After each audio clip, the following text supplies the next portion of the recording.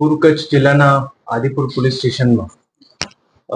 2026ના ત્રીજા મહિનામાં એક ટ્રાન્સપોર્ટ ચોરીનું બનાવ બનેલ હતું, જેમાં જે ફરિયાદી હતા એમના ઘરમાં એક નેપાળી લેડી હતી. એ ત્યાં એમના ઘરમાં એઝ એ સર્વન્ટ તરીકે ત્યાં કામમાં એમ્પ્લોય થઈ હતી. અને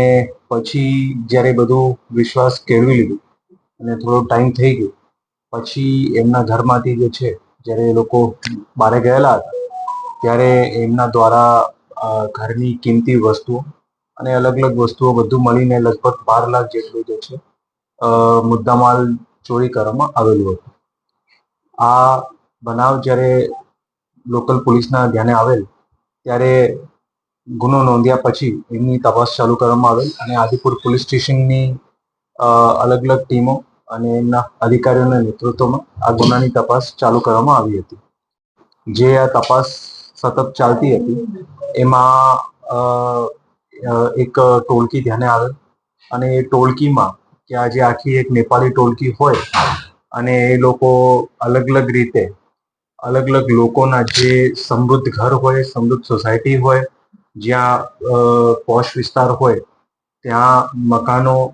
ટાર્ગેટ કરીને અને ત્યાં પોતે નોકરિયાત લાગીને આવી રીતે લોકોનો વિશ્વાસ કેળવવાનો અને પછી જે છે ત્યાં ઘરમાં ચોરીના બનાવને અંજામ આપવાનું, આવી રીતના એમોથી એ લોકો ચોરી કરતા હોય. આદિપુર પોલીસ સ્ટેશનને આ આખી ટોળકીની જે માહિતી અને અલગ અલગ રીતે બાતમી મળી, જેના આધારે અત્યાર સુધીમાં 2 આમાં લેડીઝને જે છે ધરપકડ કરવામાં આવી છે, જેમનું નામ છે સલીના શાહી અને રવીના શાહી. એ બંને નેપાળની છે અને એની સાથે બીજા 3 લોકો પણ વોન્ટેડ છે, જે લોકો આ બનાવમાં સંડોવાયેલા છે. આ જે ટોળકી છે આ એક આંતરરાજ્ય અલગ અલગ સ્ટેટમાં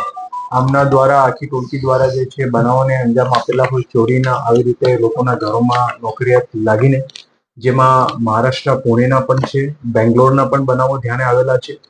અને અલગ અલગ જે છે હજી પણ એમની તપાસ ચાલી રહી છે, કારણ કે આરોપી રિમાન્ડ ઉપર છે અને એવી શક્યતા છે કે હજી પણ બીજા સ્ટેટની પણ જે છે એવા બનાવો હોય એ પણ ધ્યાને આવવાની શક્યતા છે. ટોટલ અત્યાર સુધીમાં અલગ રાજ્યોના મળાવીને, જેમાં કર્ણાટક હોય, મહારાષ્ટ્ર હોય અને ગુજરાત, 7 બનાવો ધ્યાને આવેલ છે અને આગળની તપાસ એમાં ચાલુ છે.